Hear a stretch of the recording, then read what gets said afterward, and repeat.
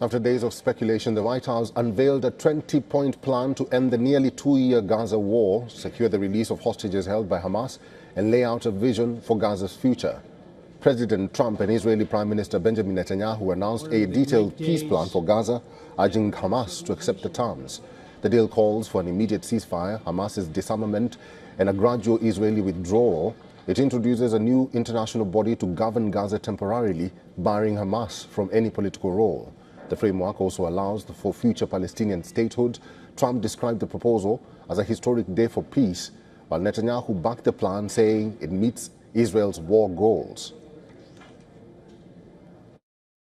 I also want to thank Prime Minister Netanyahu for agreeing to the plan and for trusting that if we work together, we can bring an end to the death and destruction that we've seen for so many years, decades, even centuries, and begin a new chapter of security, peace, and prosperity for the entire region. I support your plan to end the war in Gaza, which achieves our war aims. It will bring back to Israel all our hostages, dismantle Hamas's military capabilities, end its political rule, and ensure that Gaza never again poses a threat to Israel. Now, according to this proposal, Hamas is expected to release all hostages living or dead within 72 hours of acceptance. In return, Israel will release hundreds of Palestinian prisoners, including women and children, detained after the October 7, 2023 attack. Hamas members who commit to peaceful coexistence and disarmament will receive amnesty or safe passage out of Gaza. The plan aims to demilitarize Gaza, making it free of terror threats, and rebuild it for the benefit of its people. Full humanitarian aid will flow into Gaza. With the Rafah crossing reopened under established mechanisms, governance will be temporarily handled by a technocratic, apolitical Palestinian committee overseen by an international body called the Board of Peace, chaired by Donald Trump and including figures like former British Prime Minister Tony Blair. That's what I want, is some extra work to do, but it's so important that I'm willing to do it, and we'll do it right, and we'll have a board, and one of the people that wants to be on the board is the UK former Prime Minister, Tony Blair, good man. According to the proposal, Gaza's economy will be revitalized through a development plan modeled on successful West Asian cities. Residents will have full freedom of movement with no forced displacement. Hamas and other factions will be barred from governance, and all military and terror infrastructure will be dismantled under international oversight.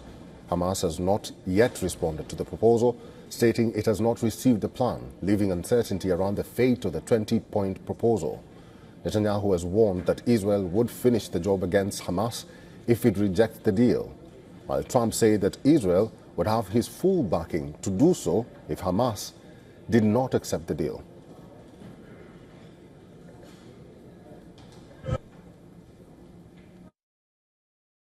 But if Hamas rejects your plan, Mr. President, or if they supposedly accept it and then basically do everything to counter it, then Israel will finish the job by itself. This can be done the easy way, or it can be done the hard way, but it will be done. Israel would have my full backing to finish the job of destroying the threat of Hamas, but I hope that we're going to have a deal for peace, and if Hamas rejects the deal, which is always possible, they're the only one left. According to the 20-point plan, an international stabilization force will be deployed to train Palestinian police and secure borders, working with Israel and Egypt. Israel will progressively withdraw from Gaza based on agreed security milestones without annexing or occupying the territory. If Hamas rejects the plan, aid and stabilization efforts will continue in areas cleared of terror. 8 Muslim-majority nations, in a joint statement, hailed Donald Trump's Gaza proposal.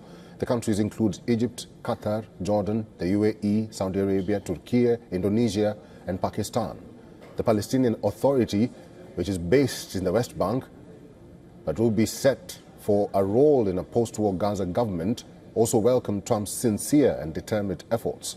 Washington's European allies promptly voiced support, with the leaders of France, UK, Germany and Italy sharing strong expressions of support for the plan. However, in devastated Gaza, residents expressed skepticism that Trump's plan could end the war.